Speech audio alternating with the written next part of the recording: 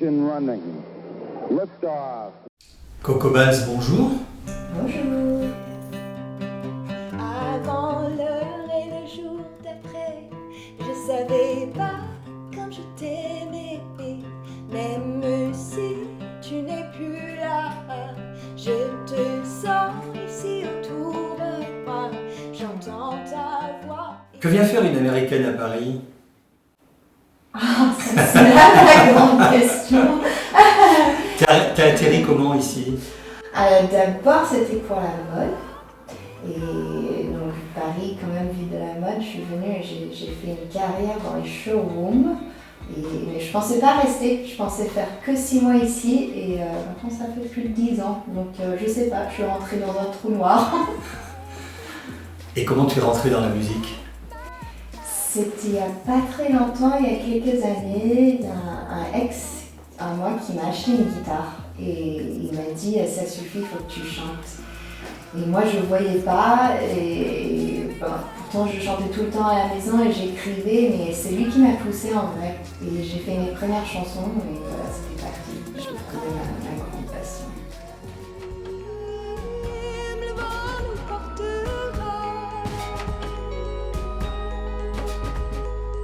Coco Bands, ça vient d'où le titre, le nom, le choix?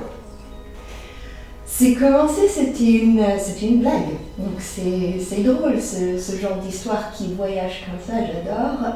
C'était à la base, mes amis m'appelaient Coco Banana. Parce que je suis un peu, bon là comme ça je parais très droite, très sérieuse, mais j'adore délirer, j'adore rigoler. L'humour c'est quelque chose qui est hyper important. C'est vraiment, même dans ma famille, on rigole tout le temps.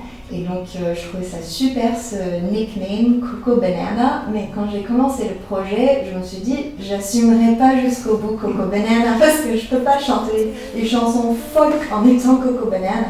Donc assez directement j'ai dit c'est Coco Bands en fait. Et je me suis identifiée avec, je ne saurais pas expliquer, je suis Coco Bands. La scène pour Coco Bands, ça a commencé comme ça. Ça a commencé avec un groupe de potes, juste passionnés par la musique. Et on s'est dit, pour les kiffs, on va faire un peu de concert. Moi, j'avais mes chansons, on s'est mis ensemble et ça a commencé comme ça. Et je pense que c'était quoi notre 2e ou 3e concert, c'était au Manda Festival. Donc c'est là où on a eu Rolling Stone, on a eu une invitation pour jouer au Festival Chorus, ensuite Zénith et tout. Donc en fait, Coco Bands a commencé par la live. Donc ça, c'est comme une histoire d'amour. La live chez Coco Bands, on se défoule, c'est la thérapie pour moi. Et l'équipe s'est agrandie, je suppose, pour cet album? Est-ce que c'est des gens avec qui tu as déjà travaillé ou c'est une équipe nouvelle? Comment tu t'es entourée? Pour tout ce qui est musique, c'est la même équipe, donc c'est beaucoup moi. Même je me suis mise plus à la réal du son de l'album.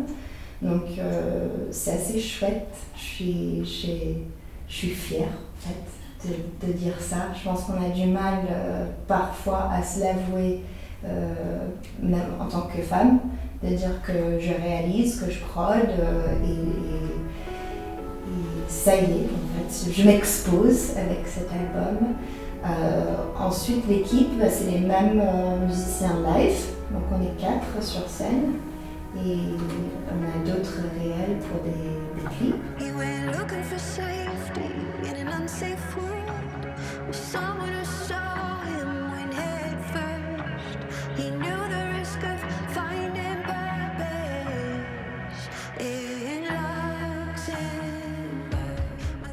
Comment tu es quand tu écris? Dans quelles conditions tu te mets?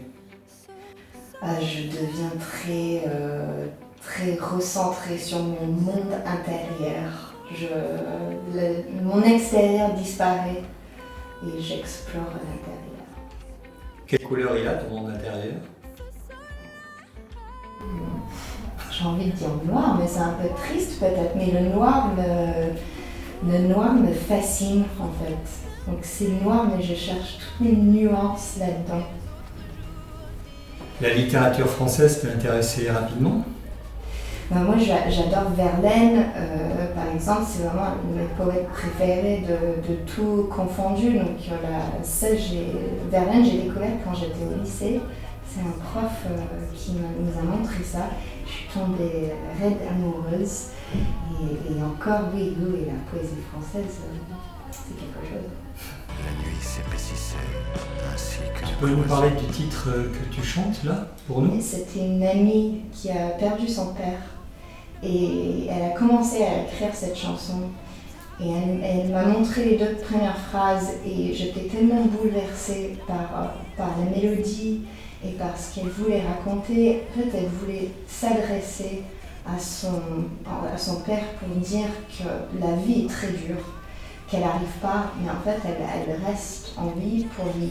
Elle ne baisse pas les bras. Et à chaque fois que j'en parle, je deviens un peu émotionnelle parce que cette chanson me traverse. Je ne sais pas comment expliquer. Donc j'étais honorée déjà qu'elle me demande d'écrire cette chanson pour elle et pour son père. Je pense qu'on a tous souffert en fait dans la vie. On est presque liés par la souffrance. C'est quelque chose que nous tous, chaque humain, on a vécu. Et c'est pas pour tomber là-dedans, mais pour dire ça nous lie justement, pour dire je baisse pas les bras. Oh, la douleur dépasse toutes les limites. Je laisse faire le temps, mais je contrôle les minutes. Je ne baisse pas les bras. Je sais que d'en haut tu me vois. Si cet album était un animal? Oh, je sais pas très original, mais moi je suis vraiment un chat. J'ai une obsession avec les chats. J'ai une collection de cartes postales chats partout en Europe où c'est écrit bisous de Nantes, bisous de Mont-Saint-Michel, toujours avec les têtes de chat. Ça me procure tellement de joie de les voir chez moi. Donc c'est tellement vraiment un chat. J'espère que tu auras cette vie aussi. Eh bien, Coco Benz, merci. Merci à vous. It's stupid. It doesn't make any sense at all. You know that easy life and easy come is easier said than done. If you wanna make it right, you choose it. No matter what you say, there's some truth in everything you've done. If you wanna make it right, just do it. Je sais l'art d'évoquer